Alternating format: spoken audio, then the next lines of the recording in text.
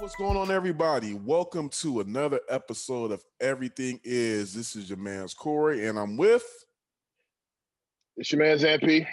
And man, I gotta fly solo in Michigan because Ant is out there in beautiful Las Vegas, and I'm in here in Michigan. So that's cool. You know, I'm gonna remember that next time. But it is what it is. But today we got another special episode. And you've been following this guy for quite some time. I called on him after some unfortunate events, but just going through his stuff, he's been doing a little bit of everything. Work with Shade 4 WWE, Serious, WrassleRap, the man himself. We got Emilio Sparks. What's going on? You heard what's going on, guys? What's going on with you, man? So, first thing I want to ask you, you combine two of my favorite things, wrestling and rap, and you combine that into one entity. Dopest shit I've seen, man. So I just gotta know, because I know you're one of the co-creators, my boy Mills. You know what I'm saying? Mills is my homie. I just want to know, how did y'all come up with WrassleRap? Oh, Meals is a good dude, man. Shout out Meals and OG Johnny 5 on the A show. Yes, sir. Honestly, it happened as a hashtag, a WrestleMania weekend between Kaz and a buddy of ours named Ernest. And it was just this thing that grew into this thing, you know. It started as a hashtag, then it became a website, then from a website it became a podcast, and from the podcast it's been this, whatever it is now, you know what I mean? Like, I like to say that WrassleRap is whatever you want it to be in regards to your fandom in both music and pop culture and professional wrestling. So it is what it is. Like, whatever you want it to be, it's that thing. Yeah, because it's crazy, because a lot of people don't know, like, how hand in hand those two go together, you know? Right. You know what it is? It's just something over the years that we learned that they're not even strange bedfellows, but they're bedfellows. And it's just, you know, the rap game is a lot like professional wrestling, and professional wrestling is a lot like the rap game in many ways. You know, there's nothing that separates Rick Ross from The Undertaker. Essentially, The Undertaker has been doing the same gimmick for 30 years. You know, Rick Ross has been doing the same gimmick for about 15. It's the same thing. You know what I mean? Both of them live in the gimmick. Both of them protect their kayfabe. You know, one just raps and talks about street shit, and then the other is a walking Maccabee that wants to. I've never really thought about that parallel. Yeah, it's a crazy. Go ahead, man. My bad. No, think about it. That's the way it is. No, because I remember, like, back in the day when WWF, they released that rap album, and when they had all the different rappers rapping over the different things. I remember the whole Snoop Dogg and Dub C did the Stone Cold thing, man. That was like, oh, that shit was so crazy to me, man. It's funny. R.A. the Rugged Man came to Shade 45 one day, and we were talking about that album, and he was like, yeah, that was one of my first platinum records. Was that album? Yeah, that album was platinum. I think he did Chris Jericho's song. I'm not too familiar. I don't remember the album that well. You know what I mean? It's been years since I've listened to it. But yeah, I remember the conversation. We were talking about that album, and he was like, yeah, one of my first platinum records. Now, you just talked about the parallels between rap and wrestling, and we've been seeing a lot more of that lately, especially with the current times with the pandemic. Like, you're seeing Wale now making music for Big E, West Side Guns. You know, they got the Hurt Business thing going on. You know, what more parallels do you know of that maybe me and Ant in the wrestling world may not be aware of? You know, I just think, like, okay, like, one of my favorite indie guys, his name is Brian Keith. He signed to Swisha House. He's a pro wrestler. Yeah. And he comes out to Still Tipping. You know what I mean? Like, he signed to Swisha House, right? Yeah, and it's fun. I gotta have Brian. I'm gonna have Brian on WrassleRap soon, because I want to know the whole story. I want to know, how does that happen? You know what I mean? Like, I get it. You know, Paul Wall was on that record. He's the people's champ. Like, you know, to me, that's just, it's one of the best rap songs in, like, the last, I don't know, 30 years. Oh, it's so legendary. I mean, you know, you got Slim Thug coming out look who creeping, look who crawling, still balling in the mix. That's my shit, man. It's Gucci shades all up in his braids when he escalates. I mean, come on, like you know, you would think about it like, okay, it's a simple structure in context, but the way he presents it and the way he like his cadence on that entire record, he just owns the record. And it's a definitely a contrast in styles between Thug, Paul Wall, and Mike Jones, who at that point was just everywhere. I mean, you know what I mean? Like I used to call the number on the t-shirt just to speak to Mike Jones. Like, you know what I mean? Like, yeah. And the craziest part when I heard the song for the first time, I'm like, why does guy sound like a chopped and screwed little flip? You know, it threw me off. Like, right. But that was him. He was Boss Hogg. I remember like, you know, oh my God, Pharrell signed him. This is like the next big thing. And then he came out and it was just this phenomenal record. Oh and, my God. Oh man, I think around the pandemic, he put out an album. I forgot the name of it. But I know. Well, I wonder if it was Sugar Daddy Slim or something like that. I think that's what it was. I gotta check. You know what I mean? I haven't gone on Spotify. I try to keep my ears like rested in between editing and only like I listen to a lot of like hip hop music now when I'm working out at the gym. But other than that, like I try to sit in quiet because tinnitus is so real. The ears ring so bad. So it's like, man. All right, let's fix that real quick. Now, when we got on the phone and we were, you know, setting up this interview, you were talking about your love for the D. And it was kind of wild because Makazi, who said, I have to make sure I tune into this episode, he professed his love for the D. And it was just weird. It was just wild. Like, wow, a lot of people who work in wrestling have love for Detroit. So can you expound upon your love for the city of the D? So I don't know, man. It was during college radio and I was searching for just really dope artists, right? Like this is dating back, I don't know, maybe 2004, maybe 2005. And I don't know, college radio was just the thing. It was this gateway for me to learn about other MCs and other producers that weren't just in my backyard. You know what I mean? Like it was more, I wanted a national thing, you know? I wanted to play records from everybody. So I would get records from Say It Ain't Tone. I would get records from Rose Spit. I would, you know, big shout outs to Cliff Skywalker, man. Like, wow, yeah, Cliff.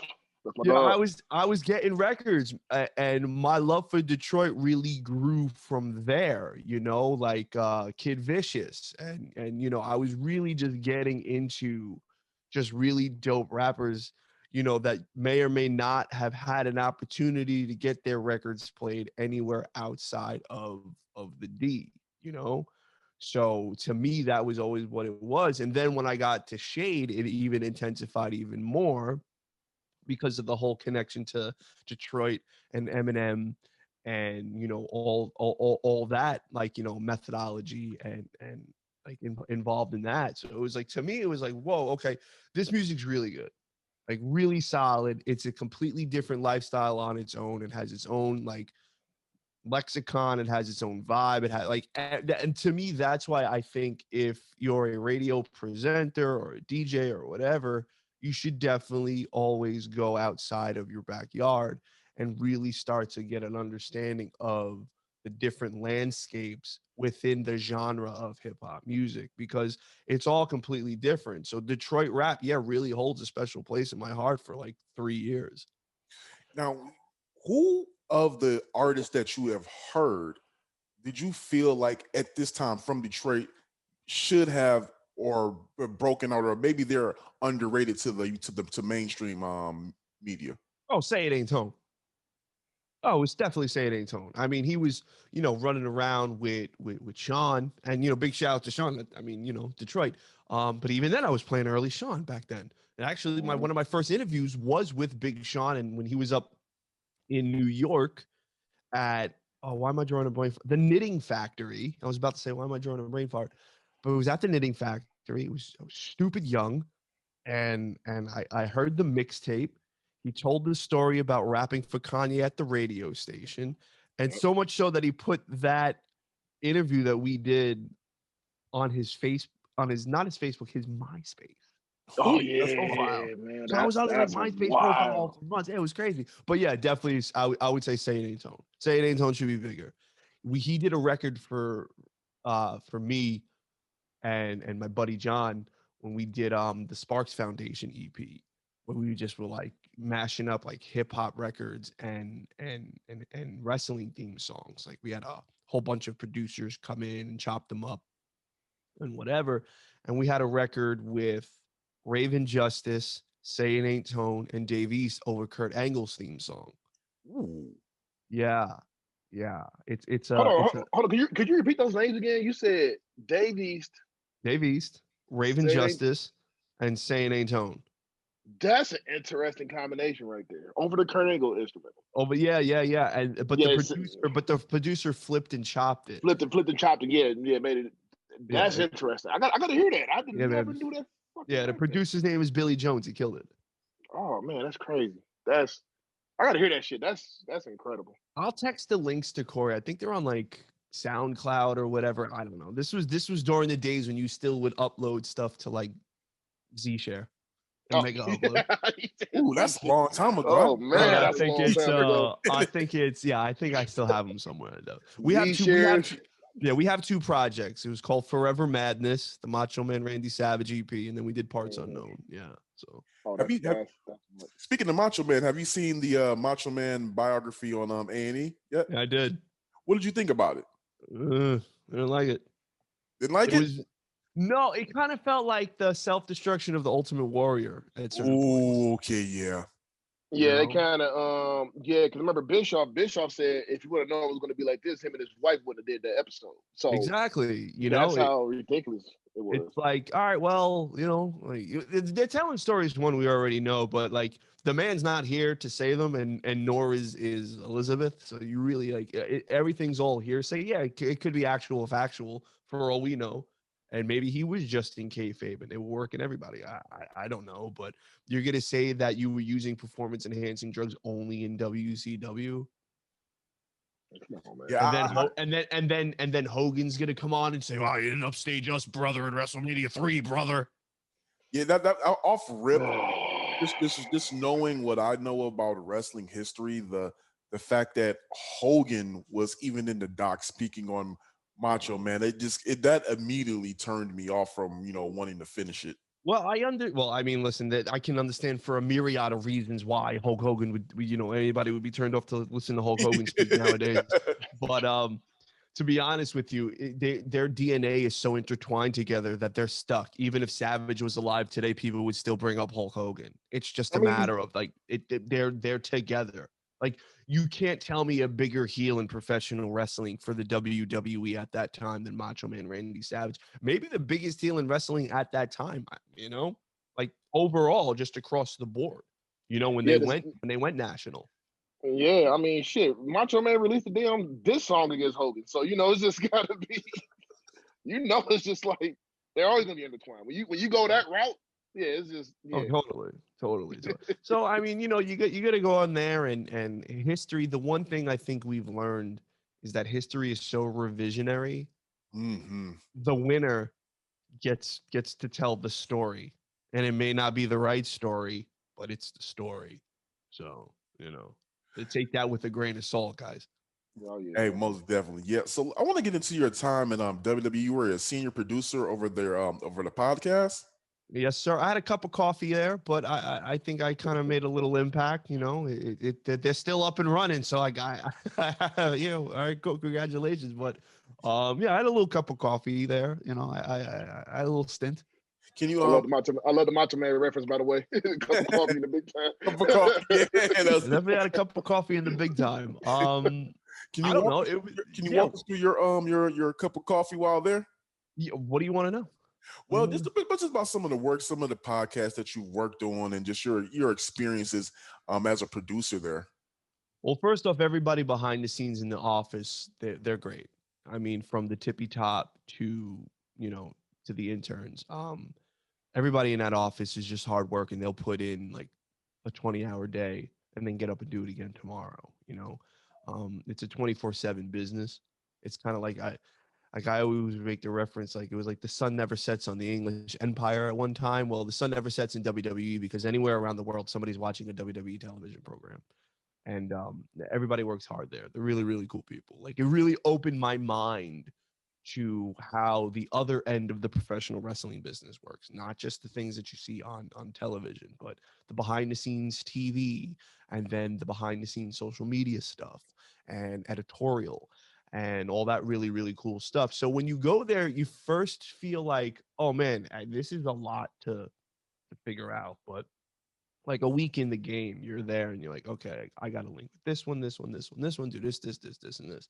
So, being part of something that's, I don't know, maybe 85 years old and coming in and creating this brand new thing, man, I'm extremely grateful for that opportunity and the people that hired me to do that job for that particular moment, because it did not exist before I was there. I was one of three people that really helped launch and initiate this podcasting network. And, I had a really good opportunity to have my voice be heard and to tell the professional wrestling stories that I wanted to tell in the forms of After the Bell, with hosted by Corey Graves, and Feel the Power, hosted by New Day. Those were the two shows that I developed and nurtured and launched, and they're doing as great as they are now. So, and that was probably like the smartest thing too, is to give Corey Graves a podcast. oh, he's great. He's great. Yeah, Man, it's awesome. I mean, even New Day too.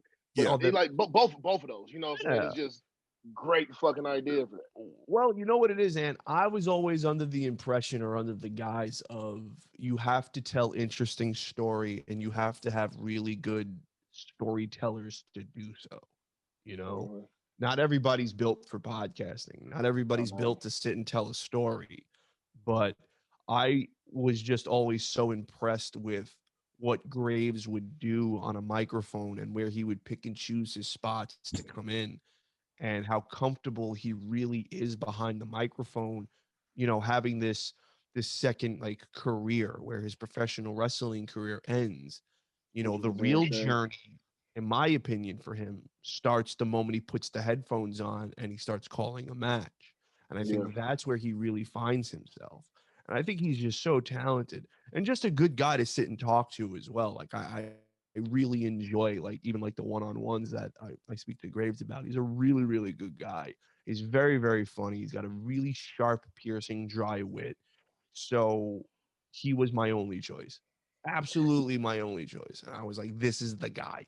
If I want somebody explaining professional wrestling to me and talking about it, when you got to talk about all three brands and then you have to come on and have a host come on and have a guest come on, it's him. He's the guy. And I love what they're doing now with him and Vic Joseph. I love the back and forth. The dynamic and everything. They're great. And Vic Joseph's another talented dude as well, man. So like, I really love the dynamic between them. It's more like less podcasty, if that makes sense, and more like morning radio kind of, without the zaniness of it. Like it's just two friends legitimately talking and having a good time. So to me, like that was one of the joys. And then the New Day's just great. I mean, how can you not just enjoy what those guys do and how they just interact with each other? They're just interesting. Just three different guys with three different methodologies and three different walks of life.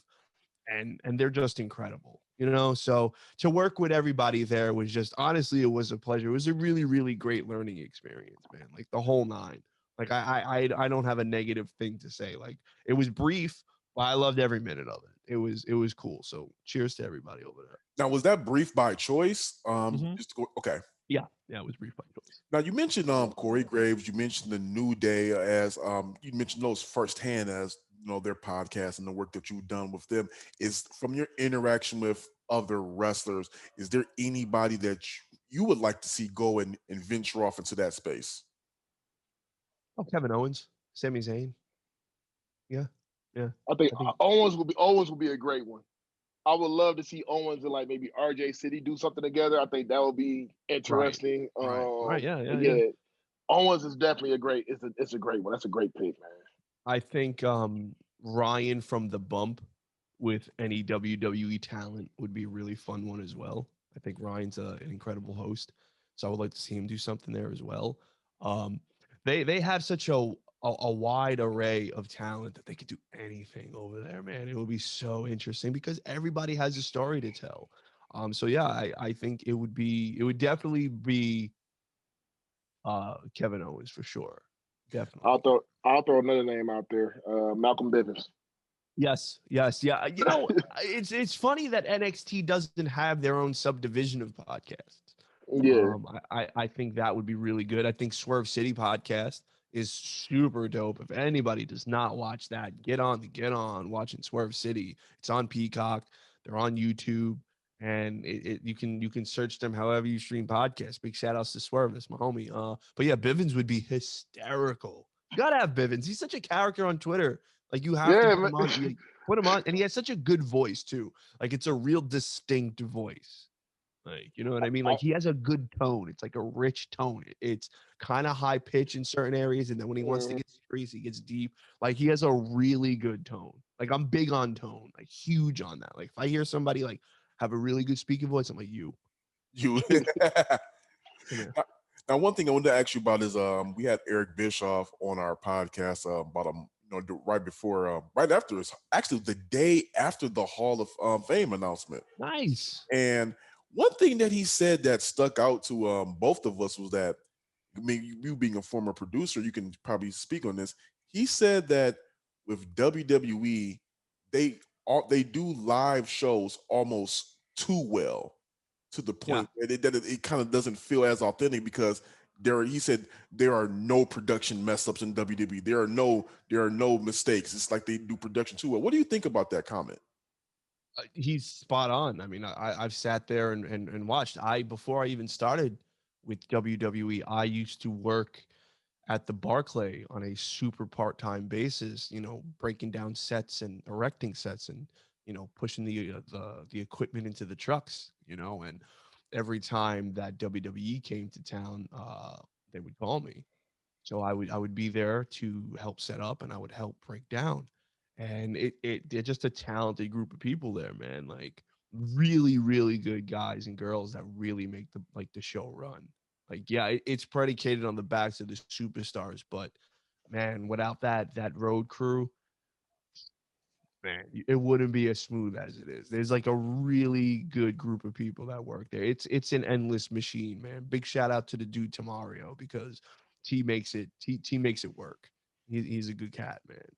It's a process, but I think that's what it is. Like like when you're so good at what you do, it should look effortless. It should look flawless. Like what you guys do is so good. It's so unique. I watched some of this stuff on the network via the Instagram. Like it's clean, it's edgy, it's fun, it's professional, but you guys know what you're doing, and that's why it works so well. It becomes effortless where you're sitting at home and like, oh, I can do this. No, you can't. Because if you could, you'd be doing it. So when you're so good at what you, and it's all about reps. Yeah. It's all about reps. The more reps that you take, the more confident you become, the better you become at your craft. I'm all for that, like 1,000 hours thing. 10,000 hours, you become a master at your craft. Well, everybody there is a grand master at their craft, and they can do it with their eyes closed, even if they get the slightest minor hiccup. And yeah, Bischoff is right. They do it so well that it doesn't look real. It's so smooth, even during in the times of a pandemic. Where they would, push back the curtain a little bit and you would see like more set changes when they would do like certain things, and which I thought was really cool because I would see this stuff from a backstage perspective, but having the audience see it a little bit, I think it was really rad because it gives an opportunity to show, yeah, we are a show and the show must go on. And you might not know their names, but you can see a couple of arms and some legs and some heads moving around, and this is what we do. So now earlier, Ant alluded to where he caught wind of you and how long he's been following your career.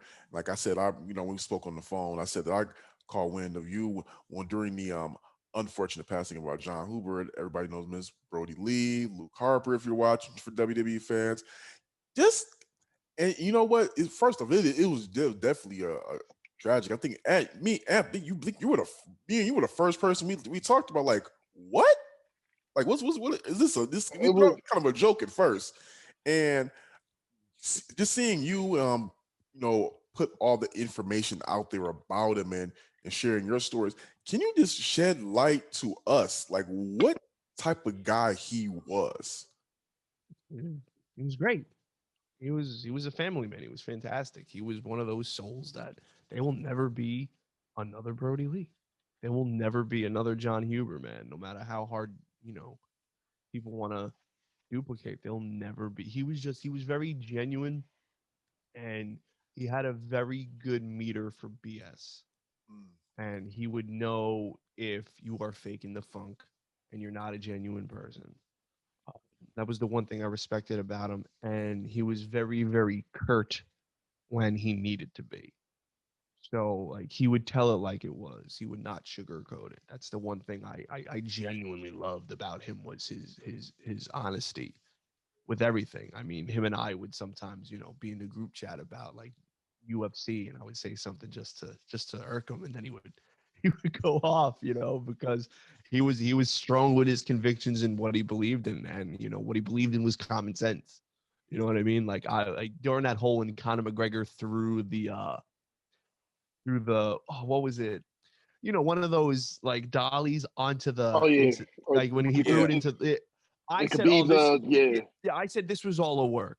It's sugar glass or whatever, and he went off on this like, you mean to tell me that they put sugar glass on the thing? Michael Chiesa cuts his eye.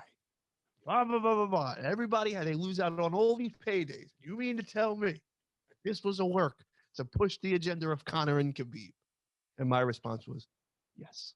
And then it just and then it snowballed from there. But he was great, man. His love for his children and his wife was just unbelievable. Now I'm a single guy. I'm 38 years old. I'm single, and looking at that, I was like, oh, okay, so that's how it's done.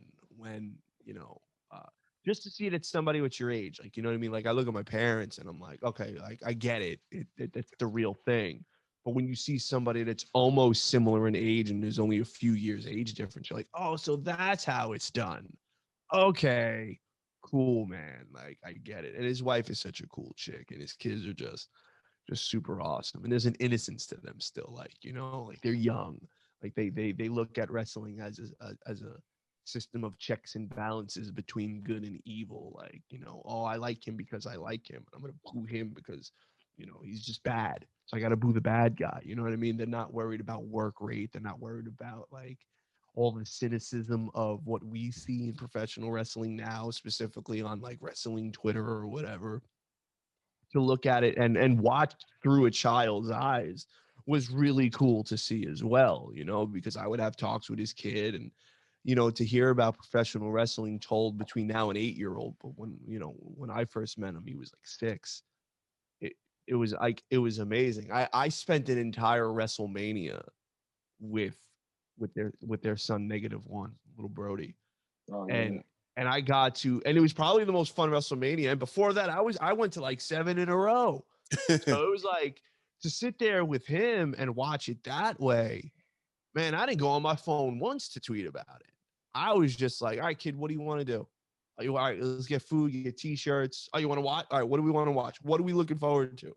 Like, you tell me what's going on and why do you like this one and why don't you like that one? And it came from such an innocent place, but I think that's because of the parenting as well, like, and I think that comes with like just the way like the father would break down the business for his son, and he would do it in a way where, even if he didn't have or he felt that it wasn't the best run and whatever his feelings were, because he's been on multiple podcasts talking about that. I don't have to go into that, but the way he would break down professional wrestling for his kid and still make it fun and still make it believable. Wow, man. I mean, just wow. I mean, the guy even got me podcasting equipment when, I was hard pressed and as a birthday present. I mean, how do you do like what? And that really puts Yeah. the battery in my back because like I was at that point, I was like, well, I wanted to, I manifested. It's like, all right, well, now I got to develop podcasts for WWE. you know, now I got to do it. I was at Sirius for 10 years. I got to do this now. This is where I got to go. And, you know, it was between him and E and, you know, a couple other friends that they really natured and nurtured my want and my need to do this. And that was it. It was off to the races. And I think I am a better producer. I think I'm a better host. I think I'm a better person because I know Jon Huber. Like I take a piece of my father's work ethic and that man's work ethic. Like they were two guys that never bitched and complained about their lots in life. My father was a construction worker for almost 40 years. Rain, sleet, snow, heat, the whole nine. And the same thing for, you know, Brodie traveling. I remember he drove home from Cincinnati to Rochester one day just to see his newborn and then had to drive to TV the next. And that was like almost like a 17-hour drive. That's a family That's man right love, there. man. That's So that love. and that's a hustle and a work ethic, you know, to get up and go and provide this way. So yeah, I'm a better dude because like that dude touched my life in a personal way that I can never explain. There's so much I don't want to share, Yeah. you know, because of like the sanctity of like brotherhood and the chat and all this other stuff. But I We missed. He's on my mind, man, Kory. When I tell you every day, like there's some just like even when I'm thinking about something or just like wrestling or just life, because he was just good to talk to about life too, because he's seen it all. He did a lot. I'm just like, you know, you go through stuff and you're just like, damn, I want to talk to Jon right now, and you can't. So you just look up into the sky and you say how you feel and you get it off your chest whatever the case may be, you stub your toe, you talk about that or whatever, or like, you know, traffic or chicks or whatever, man. And you just, and then it's like, all right, ah. Feel Then a the lot wind, better. yeah, then the wind blows and you feel something on your, like, your arms, you get goosebumps. You're like, yeah. all right, bro, I feel you. You don't even have to go into the deep stories. That right there just shed so much light for me. Who I'm only knowing them from, you know, what I see on the TV screen. For just that enough, I believe you don't even have to go any further into it. That was a great way to provide insight on Jon.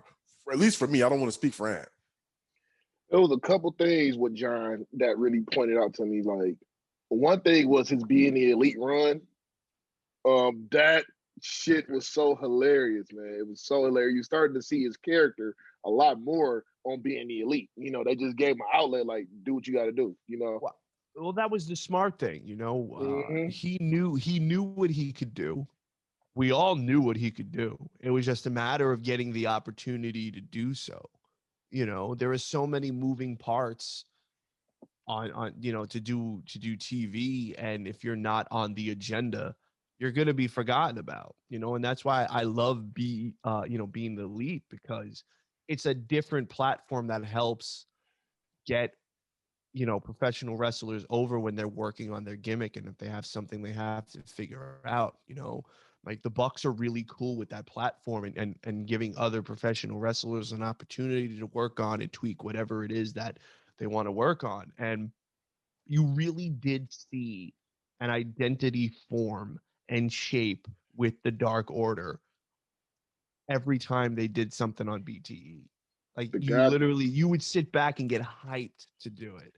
And like the bench pressing contest where they referenced Big E, you know, anything with Sue when she came on, the throwing of the papers, the chilies. fucking papers, man. The fucking papers is the most hilarious shit I've seen. You know, and that was the one thing people didn't really know about him, is how funny he was and his timing. His timing is everything, and he had it in the ring, so you knew he was gonna have it when he would speak. You know, the interactions between him and Silva, even just watching the subtle nuance of what Anna Jay would do in the background. Like Mm-hmm.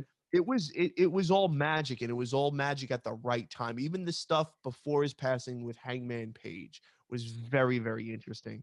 And I really wanted to see where that was gonna go, because I really believe it was probably gonna end up in a match. Yeah, I genuinely believe that.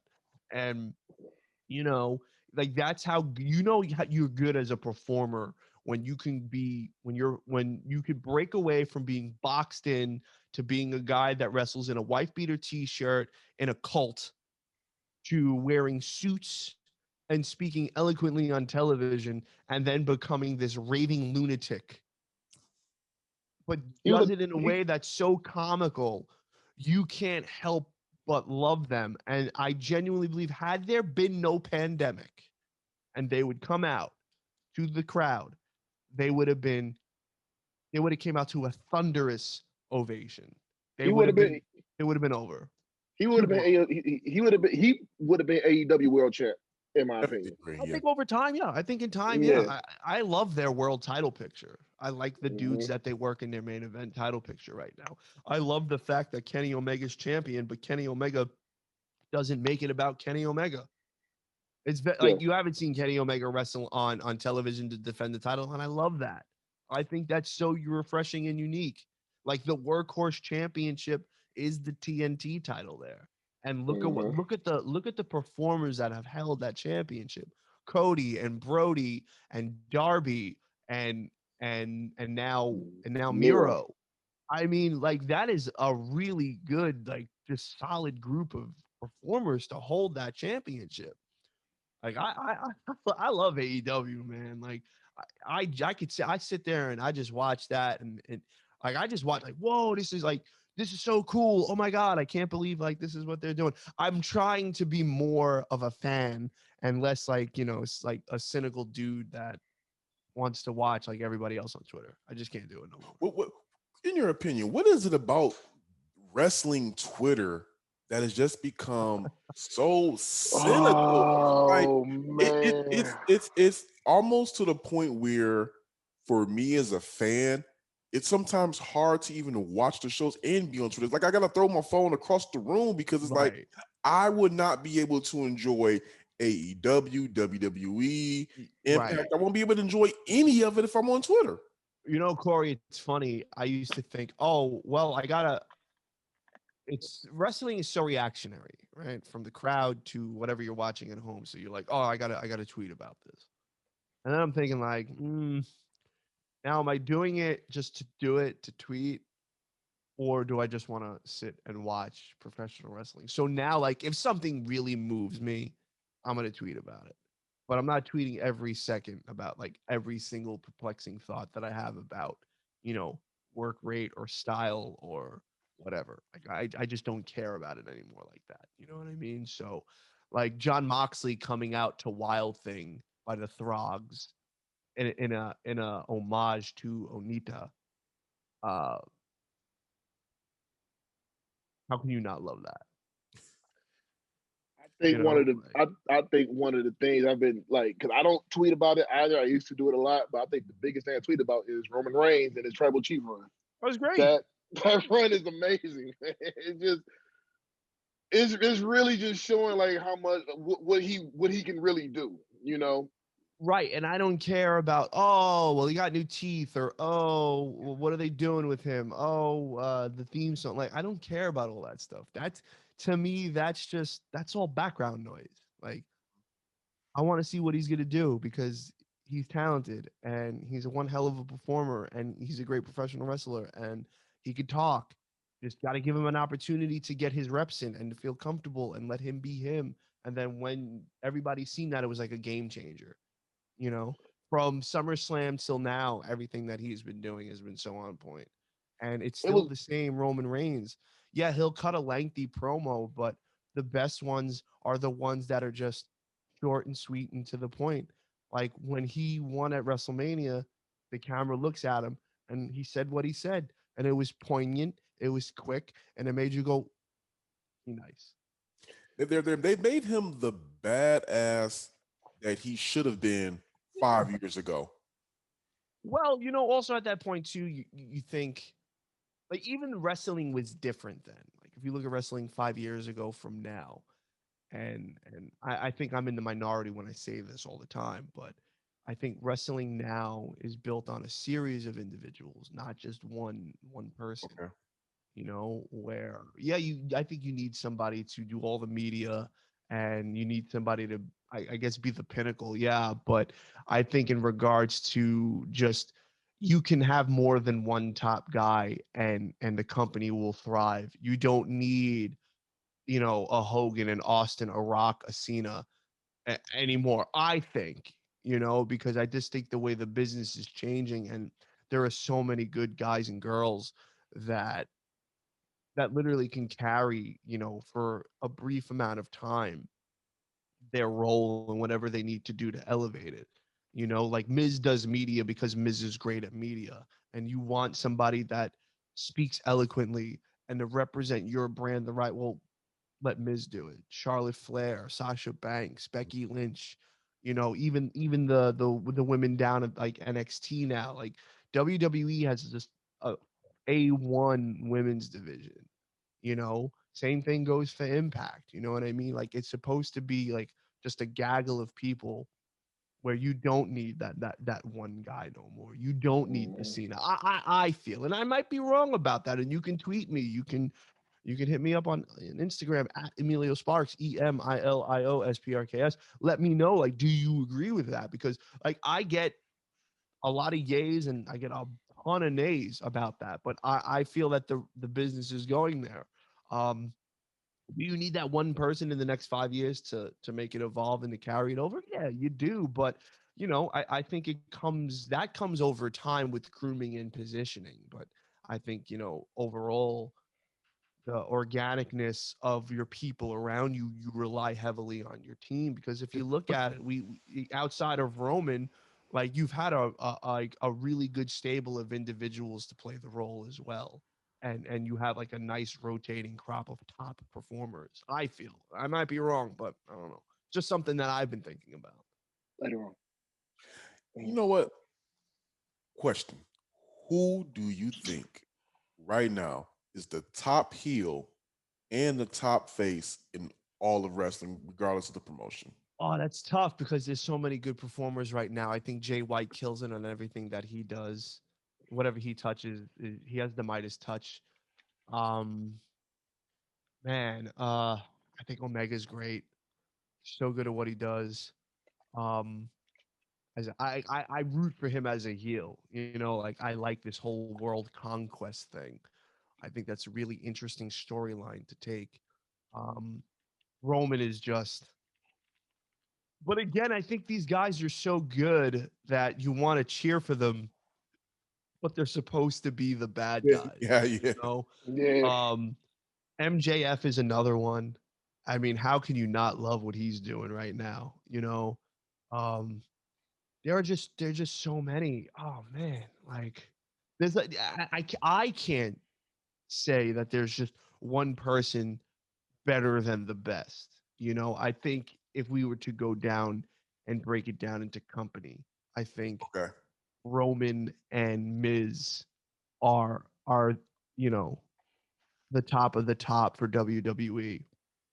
I think in AEW it's Omega and MJF, top of the top. Yep. I think when you go to Impact, I think you're looking at you know like I think the Good Brothers, I think Brian Myers does a great job as well. There you can have multiple people wear like the multiple top heel hat at any point because of like how many segments everybody does on television. I think Deanna Peraza is very very strong in the heel role in the women's division. That really carries it.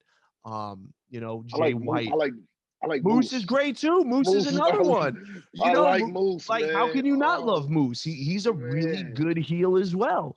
Um, Yeah. Jay White in New Japan. How can you not? How can you not? Even Osprey when he doing what he's doing now. And you have like the pure baby face in Ibushi. You know, Mhm.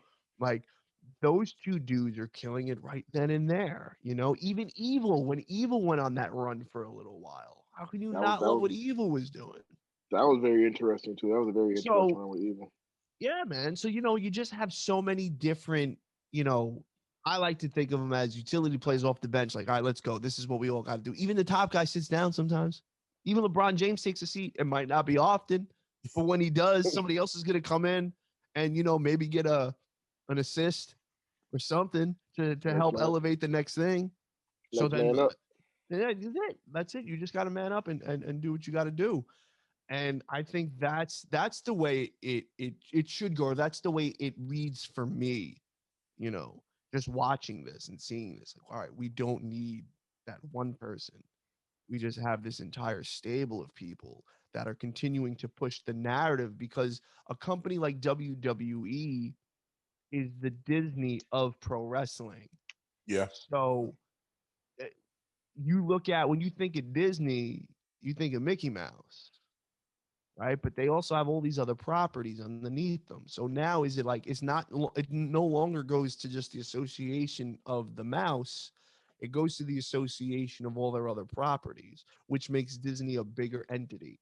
So when I look at WWE, I just don't see Roman Reigns. I just don't see New Day. I just don't see Bobby Lashley. I don't see Drew McIntyre. I see an entire just cast of characters in this world that are going to elevate the brand because the brand itself is the top person. Yeah. That's what it is. The same thing goes for AEW, same thing for New Japan, same thing for GCW, same thing for, you know, PWG. Like it's everything now is all about like branding is very, very weird. Like now, you know what I mean? Like I remember maybe even 5 years ago, it was about like being a singular entity. But now even everybody, like even influencers, talk about their brand. Oh, it's my brand, my brand, my brand, my brand. I'm like, oh, okay. So what is your brand then? Like, who are you? What is your mission statement? Like, Exactly. what's your esoteric practice when it comes to it? But I think when it comes to like these big companies, like they know what their brand is. Like GCW knows what their brand is. And they're very good at catering to the audience who understands what that brand is. And yeah, you have guys like Nick Gage and Joey Janela and AJ Gray and Chris Dickinson in there, like really waving the flag for that company. But then you also have cats like like Matthew Justice and Alley Cat and Effie, who are now such part of the fibers of that company where you can sit and watch and you're like, oh wow, this is really interesting. Ricky Shane Page as well, what he did with Nick Gage for almost 2.5 years, such really great storytelling. And people don't really give GCW like credit for their storytelling, but they really told an interesting story with this championship belt for almost 2 years. It was it was done very, very well. And now like AJ Gray talking about, I want my redemption. I want my title shot. I want to get this thing. I deserve this match. It's fantastic storytelling, but it goes within like the brand as well. So you go and you watch the death matches, but then you're also going to get like a really good high flying or really good technical match. So it's like you go there for these things. Again, this is how I view it. I don't know if anybody views it that way because if they go, I go just strictly for Nick Gage. Well, of course you should go if it's just Nick. He's the king. It's what he Yeah. is, Or I just go to WWE for Roman Reigns. Well, you should. You should. But for me, I know that you can't just paint with one color. You need to, if you're gonna Bob Ross it, I want like phthalo blue, alizarin crimson, all those other colors he would talk about. Like I want them all. Like that to me that makes professional wrestling. So I guess it's more brand association than just like individual association. I could go on this topic for hours. So I'm sorry for carrying No, on. it's good, man. It's great content. Great Content. content. But I wanted to go back to Brodie for one more time, and it's going to branch off into rap as well. Okay. Brodie, I noticed. Well, Randy Orton tweeted this that Brodie put him up on Kendrick Lamar. Yes. And it was interesting to know like Brodie's a hip hop. He was a hip hop head. Oh yeah. And then I'm noticing he was at Wale Media with you and all the guys and everything. So it's just I just want to hear more about that, man. That was like some of the dopest shit I've seen. I mean, okay, so how I got introduced to Brodie was through Big E, and I always told Brodie it was a weird story because I seen him get a shoe thrown at him at Union City, New Jersey, when he was working Chikara, and like literally, I thought this was part of the act where he chases somebody out of the ring. They were gone, And that's when I first learned of Brodie Lee, Big Rig, that he was called at Big the Rig, time, yep, Big Rig. So, and then I thought nothing of it, I didn't think anything else of it. I was like, oh, this guy's great. So anytime I would watch something or I'd go to a show, he'd be there. I would be like, that's the guy that chased the person out of the ring because of the shoe. Then me and E would talk about our love for Meg the Stallion.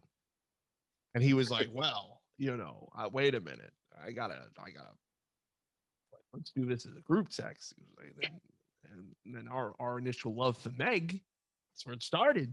So we would talk about Meg, and we would just talk about like her wordplay and how good it is, and how like, ooh, she's sharp, she's vicious, she can go, she's got a good flow. And then from there it was like, well, what else are you listening to? And he was like, Schoolboy Q and Kendrick. And I was like, cool, man, but what about SZA? And he was like, boom. Then we talked about our love for SZA, and then like Drum and That's it was crazy. just everybody. We would just like, I don't know. It was just like, hey, this is I'm bumping this. Why don't you listen to this? But again, his wife is so hip too that she was another driving force into when you're young parents. You know what I mean? Like you listen to what you listen to. Like you know what I mean? Like so. To me, it was just interesting to see like young parents bumping that, their kid loved Old Town Road. He would sing that like all the time. Drake. What Laugh Now, Cry Later. Like how could you hate on that record? Baby. So the kid would do that. But it was just dope to see him go, I'm listening to this, and this is what I like. Old school Lil Wayne, like Fireman was one of his favorite records because yeah, Fireman, but it's a classic record, it's definitely a classic record, man. That's a classic album. Yeah, I like Carter too. I think it's his masterpiece. I agree with that. I think from top to bottom, it's his magnum opus. Like, and my favorite song off Carter 2 is Shooters. Just because of the difference in styles between him and Robin Thicke. Like, and I just love the record with like the bass line was the driving force in the beginning of the record, and that weird like scat ad-lib thing, like that dum doo doo doo doo da da da da da, and then they would go into with the keys to boop boop boop boop, and it wasn't even like, and the beat doesn't really kick in until the hook. Like when they go shooters the shooter, and so this is what we would talk about, and I'd be like, yo, listen to this, like this is how this sounds at this point, like like when this kicks in, and I don't know, like that's where we got down to it, the three of us, me, Biggie, and Brodie, and we would talk about talk about music, man. Yeah, he had a good year. E has a fantastic year. So me and E would reference, hey, try Little Brother, or like I'm listening to, like we told him all the time, he really got big on West Side Gun, but his favorite was Benny. Like that's a good pick. That's a good pick. That's a great pick, man. Like it's great. I would tell him Jim's song, Benny, Pusha T, go listen to it, and he was like, all right, great, man. And he would lift all this heavy weight, and he'd be like, no, this album is Tana Talk. He was like, yes, I'm in. Like, right, great. I love it. I fucking love it, man. I love it, man. That was awesome to hear, man. That was just incredible to hear, man. I love it. Well, man, this has been another fun interview for us. Oh man, I'm glad. I hope I didn't like stink up the joint. Oh no. Just to hear the stories, your perspective on so many things. It just, again, we're getting more and more into this wrestling space. As I said, we're being big fans, and just being able to hear your journey, you share your stories. Thank you. It's greatly appreciated, more than money. Oh man, thank you very much. I mean, I don't have such a extensive journey. I mean, I don't even consider myself to be part of anything. I call myself just a creator in the space of audio, and it just so happens that I've been blessed to work with some really cool professional wrestlers. But you know, I had good teachers, man. I had very good teachers that would tell me to watch this and pay attention to this, and here's why. So like, but that mostly is predicated on my friends just being really, really good at their craft. So that's what I appreciate. Well, hey, again, this can't be the last time we talk now. We gotta No, I gotta have you guys on up. WrassleRap, man. We gotta There do it that. is. Yeah, WrassleRap. So Perfect. Let's do it. I'm ready whenever, man. We'll definitely do that. We'll make that happen. You'll love to speak with the mighty Vin. He is Okay. Vinny's he's a good wrestling fan. He is just a smart dude. I love working with Vin. I've only had two like co-hosts in terms of like WrassleRap. I've only had Kaz, who my brother love working with Kaz. Anytime me and Kaz just get together and just talk, it's all laughs. It's just a good time. And Vin too. Vin is I'm blessed, man. I'm very, very blessed to have two really good co-hosts that I can just bounce my nonsense off of, and they can probably put it into a more eloquent thought process for me.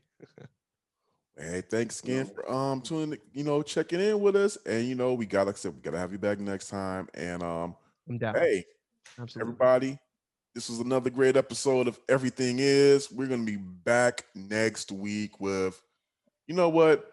Maybe Ant might have. We're gonna have Ant tell some stories about this Vegas trip that he's on that he left me in Michigan about. So we'll get into that. But yo, this is your man Kory. Your man Ant. And we are out.